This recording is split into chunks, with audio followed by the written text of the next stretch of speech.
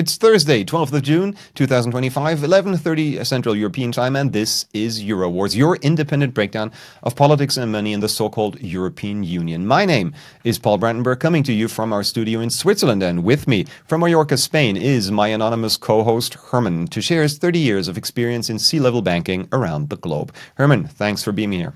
Pleasure, Paul. Thank you.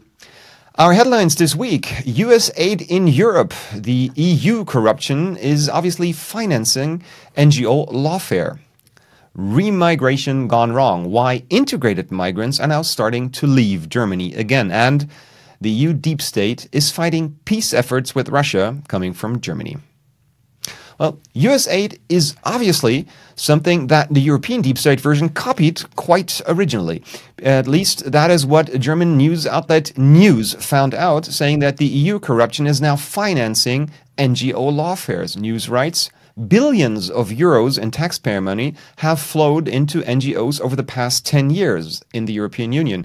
Supposed non-governmental organizations that are in fact heavily dependent on the state and promote the government's agenda are receiving it. In a major investigative documentary, News reveals how this works exactly, and the news outlet Welt has a very precise article about how the EU Commission secretly forged an alliance with NGOs to push through its goals in environmental and climate politics. In secret agreement, Welt writes, the authority laid down how activists should torpedo coal power and trade agreements and paid them a lot of money for it. On the evening of December 7 in 2022, EU Commission officials in Brussels signed an agreement that no one is allowed to know about. They promised the environmental organization called Client Earth 350,000 euros in funding, but they also expected something in return. The activists are to push for Germany to phase out coal power and work with, quote, citizen movements and, quote, climate camps.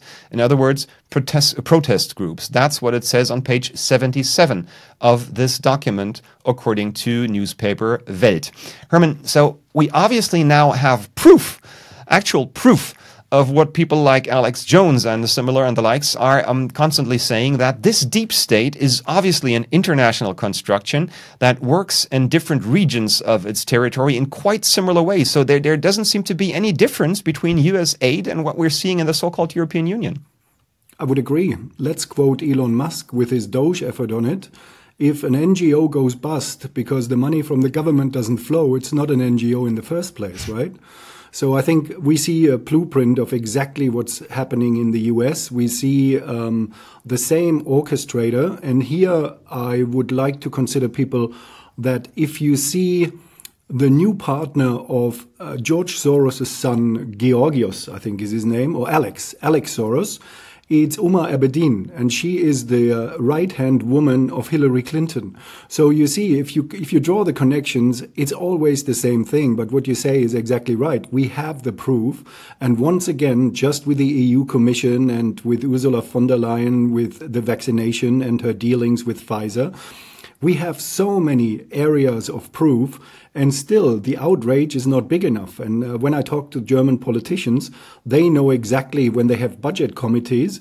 You have to imagine they're sitting with 30, 40 people, and at 10 o'clock at night, somebody brings in an 80-page document explaining where the money goes. And on page 77, it says, okay, there's 2 million to this NGO, there's 5 million to this NGO. So I know the person who sits in this budget committee personally. I saw the 80 pages. And of course, he says, if they bring it at 8 o'clock, there is no chance anybody is reading this paper.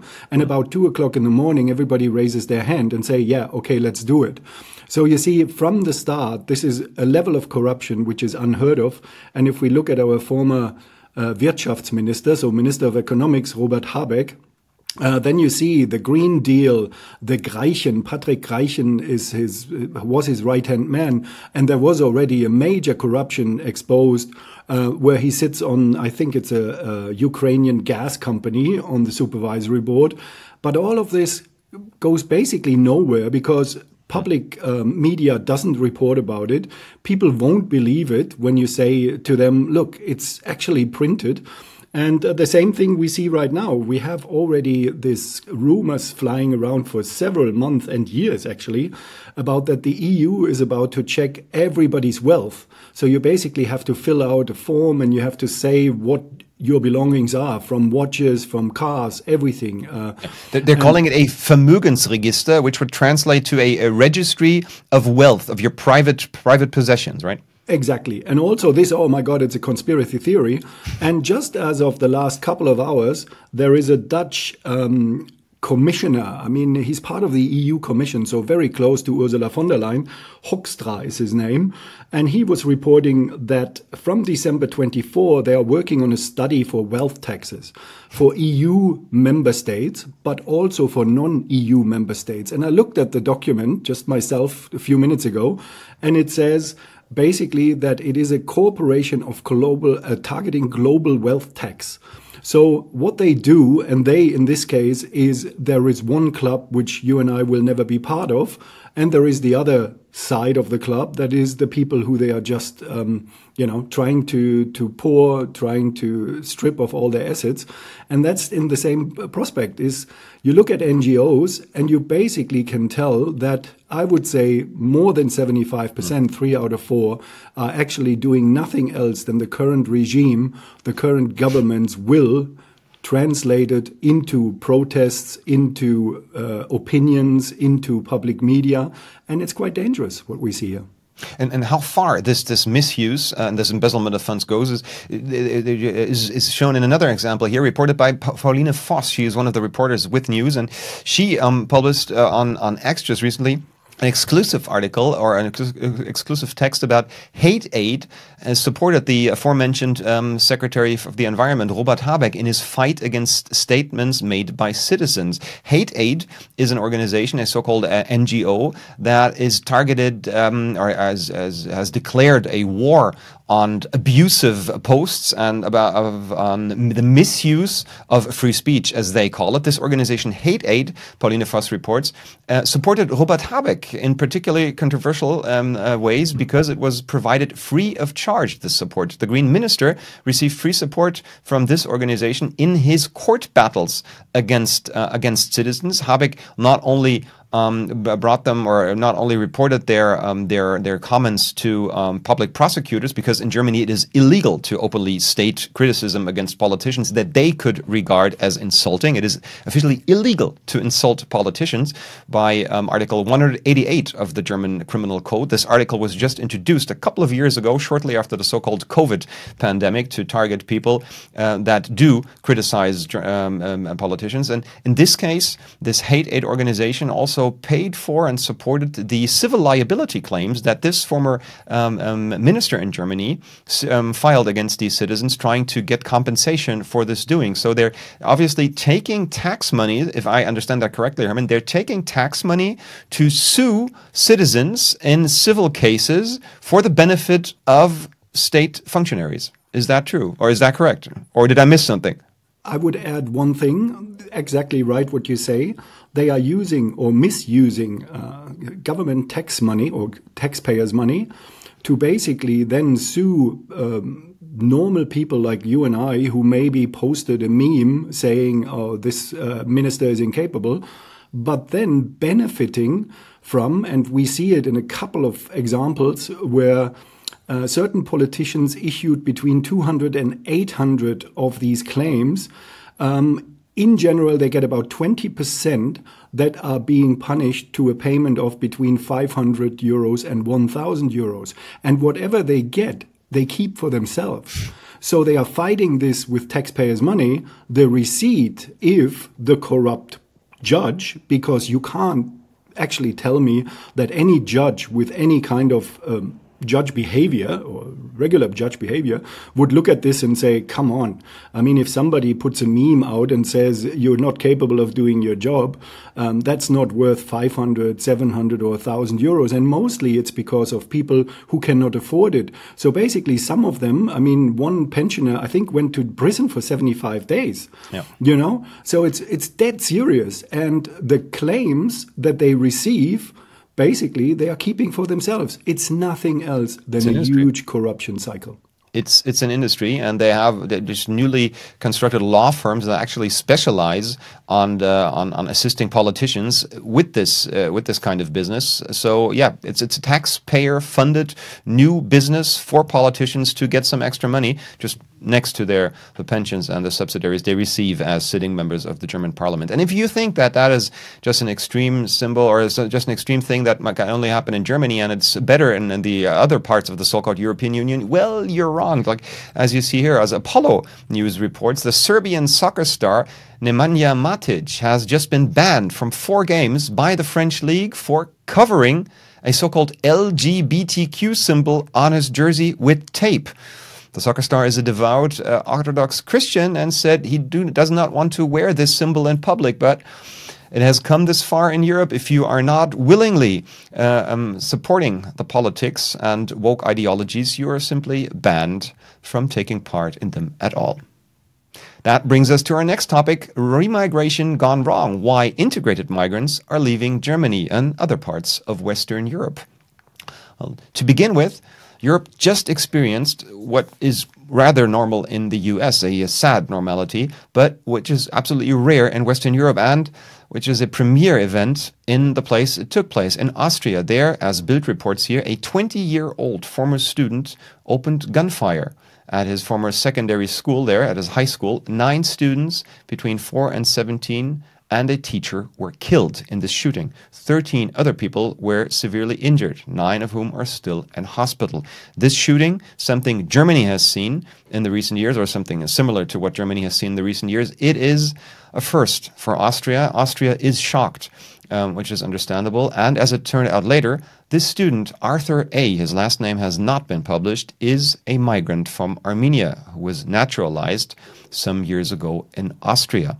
So this could be seen as part of the migrant crisis we have here in Europe. And if you look at European and especially Western European migrant behavior, then obviously something interesting is happening, as the German newspaper Welt is putting out here. Welt writes, 1 in 4 wants to leave Germany.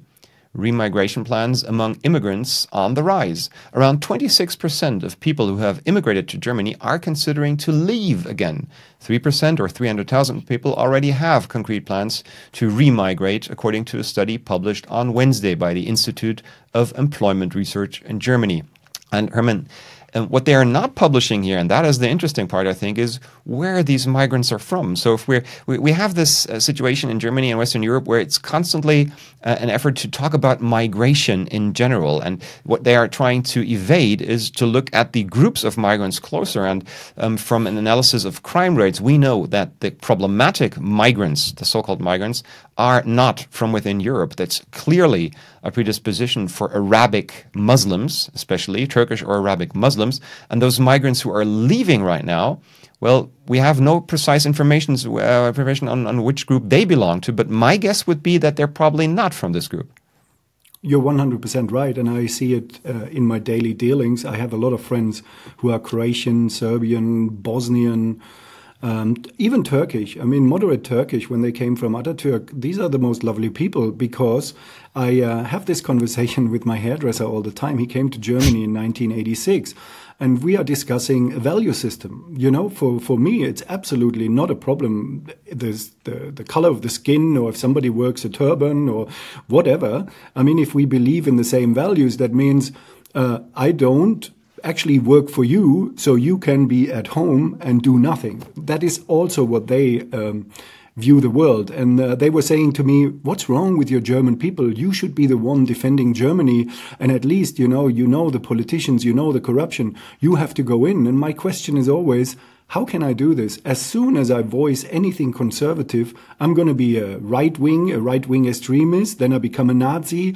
And immediately this discussion is actually stopped. And I told 2 of my Bosnian friends, no, it's your time to basically stand up. And they say, no, we're going back, because the problem is everywhere. We have so many Polish people. And if you remember, I don't know, in about 20 years ago or 25 years ago, the Germans all of a sudden made it very hard for Polish people to come in and work in Germany. So all of them migrated to the UK.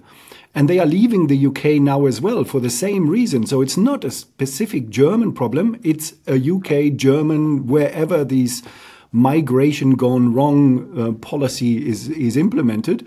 And they leaving. And so obviously looking at Poland with economical dynamic increase in activities, in freedom, they know what to do. They know how to work hard. They know how. And they just elected a president who has promised to crack down on immigration policies and enforcement, while Poland is not taking up migrants or these especially Arab Muslims, has not been taking it up in the same manner than the other parts of Western Europe. They just recently called for even just harsher policies there because they quote, do not want these kind of so-called migrants within Poland. Yeah, two things. I mean, Donald Tusk, who is an EU picture-perfect bureaucrat, he just won the vote of confidence in the Polish parliament. So it shows you there is a discrepancy between what the politicians vote on and what the people of the country vote on, because they voted for the president. So they clearly have a shift and a tendency to be conservative coming out of the Warsaw Pact and being basically suppressed by the Soviet Union. They know how freedom feels like, and they don't want to lose it. And I remember, I don't know exactly which politician in Poland it was, when Ursula von der Leyen, the EU, she calls herself president, the EU non-elected leader, she basically said to him, so, you are not taking your share in migrants. And he said, no, we are not taking any. Have a guess why we don't have stabbings. Have a guess why we don't have might crimes. Does it appear to you that this could have something to do with it? And of course, they killed the discussion right away. But you see, the Polish people fight back. They love their country. They can state it. They sometimes a bit rough around the edges, but they're hard worker and they know how to build it up. And of course, we see it in Berlin as well, where many people who come from Poland to work are not coming back. So obviously we are losing the wrong people because the political left thinks just filling, the demographic problem with people, any kind of people, will solve it. Well, it doesn't. And exactly what you say, if we bring them from further away, from a different value system, from a different system of being educated. And some of the research shows if you are 7, you're already basically so socialized that your view of a woman, for example, if you come from Afghanistan, is hard to get any time out of you again. So obviously these are the problems. And the main problem was, remember when this all started in 2015 with Angela Merkel opening the borders, we called them refugees. Now we call them migrants. And there's a big difference between a refugee and migrant.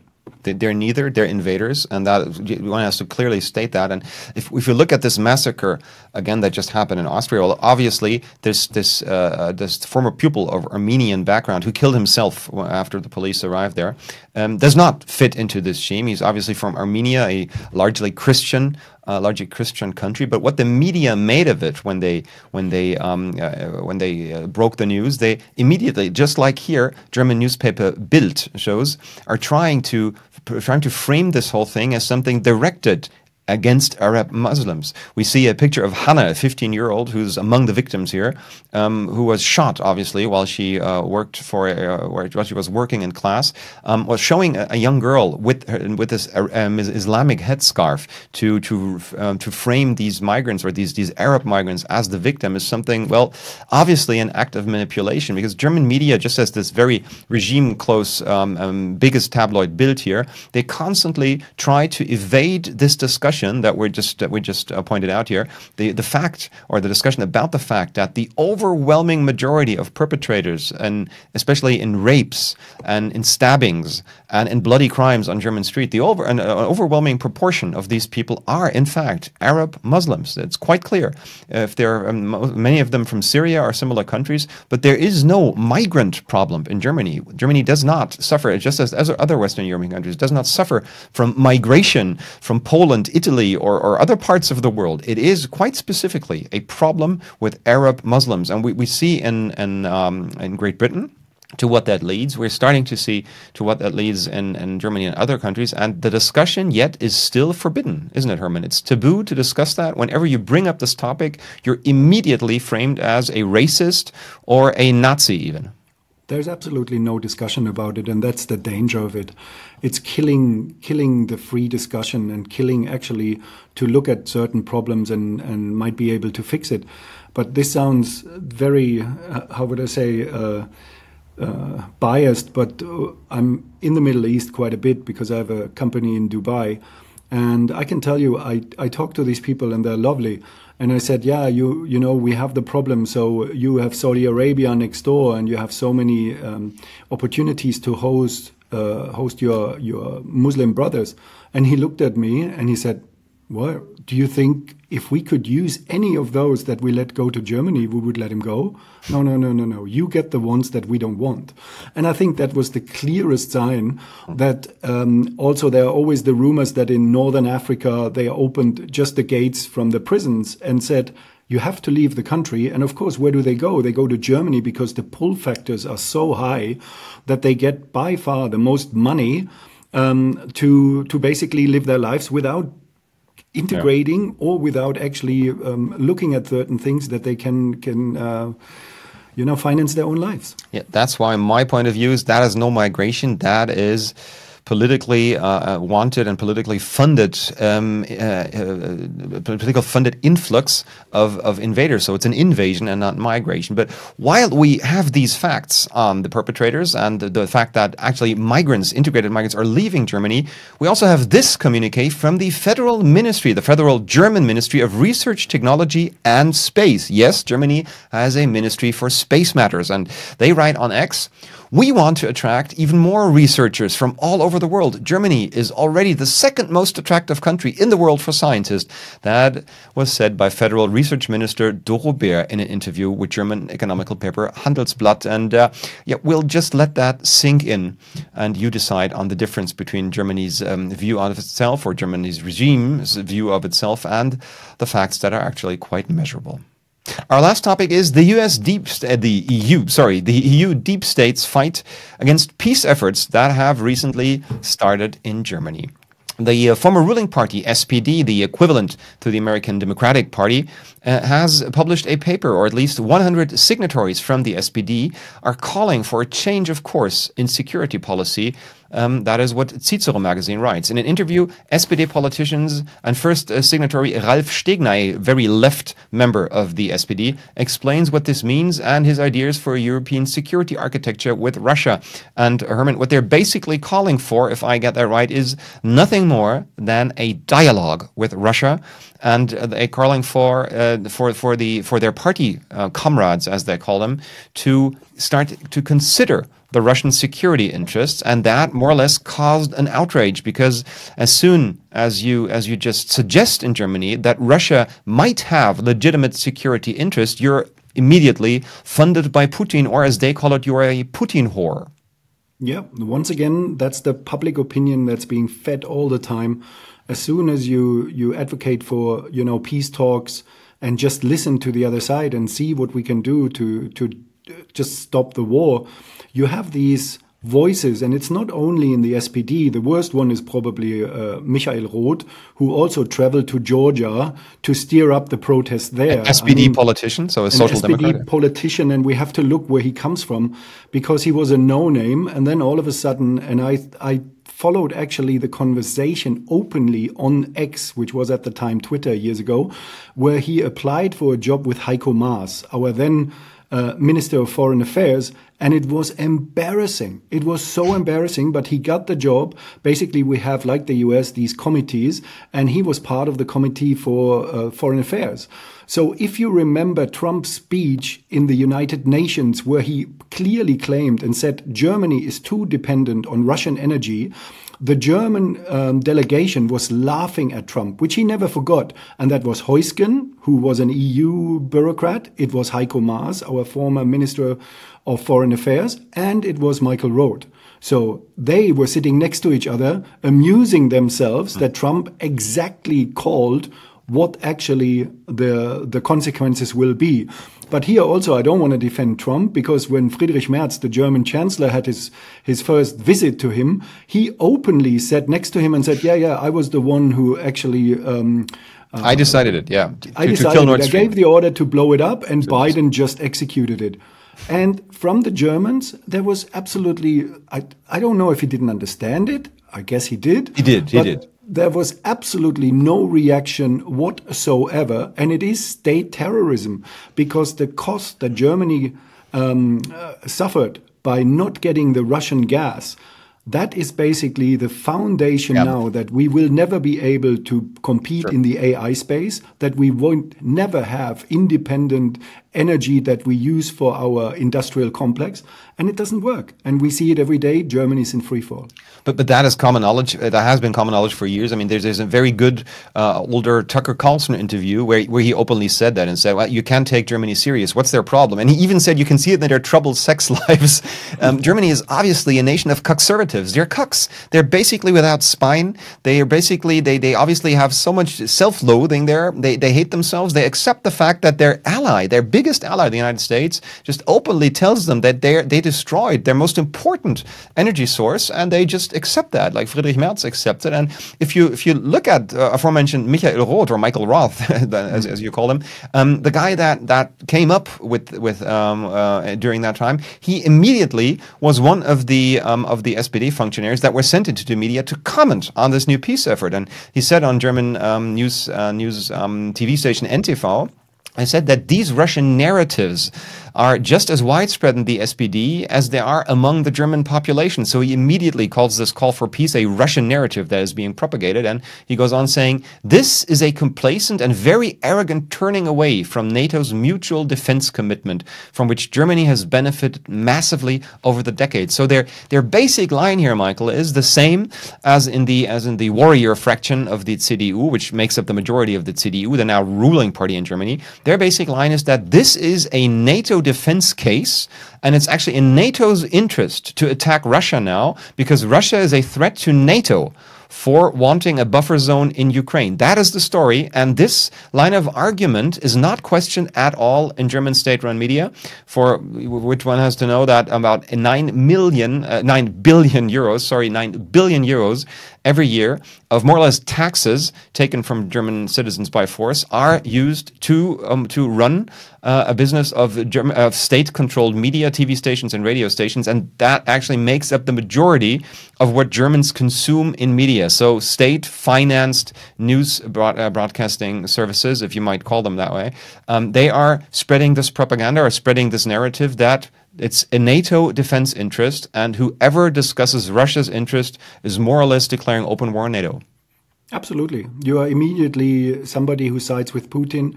But since you mentioned the public media, there is a shocking report where actually they show somebody, and I don't remember the name, but he claims, and he said, the Germans need to be ready again to give their children to war. And you sit there, historian, yeah, and you sit there and you go, what's wrong with you? You know, I mean, when you and I grow up, every day we get told, never again, you know, this can never happen again. The Germans should never have weapons again. And now we are the biggest warmongers. So I guess every 100 years we need a good spanking, you know, and this time it will be different, even if I don't like the phrase, this time will be different. But the German population and the German society is already, through the situation that we mentioned earlier, through the migration and the replacement theory. It is a replacement. I mean, you look at German, or especially Berlin birth rate, a German couple in Berlin has now more kids than before. It went from 1.34 to 1.39. But Syrians, Turkish, Iraqis, and Iran reproduce at a rate of 5.09. I don't need a political opinion. I need a spreadsheet, and I know how Berlin looks in 10 and 15 years. You know, it's very easy. Math is not corruptible. And therefore, when somebody tells me, oh, you have to give your son, I have a 15-year-old son, which will be very short to be registered, the question is, for what should we be fighting?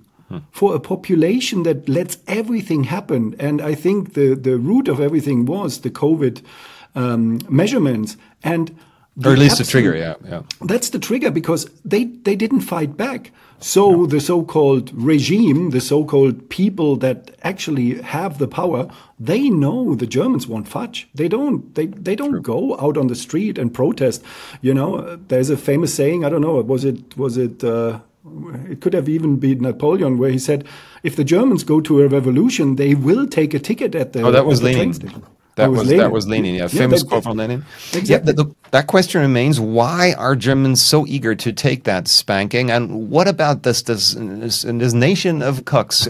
We don't have an answer for that. But what we actually see, because we just criticize state-run media, is how this propaganda narrative is absolutely covered not only by the directly controlled state-run media, but also, as in this report here, if you want to call it that way, by Germany's biggest tabloid, Bild, which heavily relies on state subsidiaries over ad placements and the likes. They show a big picture of Vladimir Zelensky quoting, "I wish Friedrich Merz is meant, the German chancellor, I wish Friedrich would give us Taurus." And we see this kind of propaganda now in regime-controlled or regime-close newspapers every day, with heavy propaganda and ad placements for conscription within the German forces, with people calling, or these ads calling for people to join the armed forces. And we have politicians, Hermann, like the aforementioned Michael Roth, or CDU politicians, or the former BlackRock chair of Germany, Friedrich Merz, who's now the chancellor, openly saying that if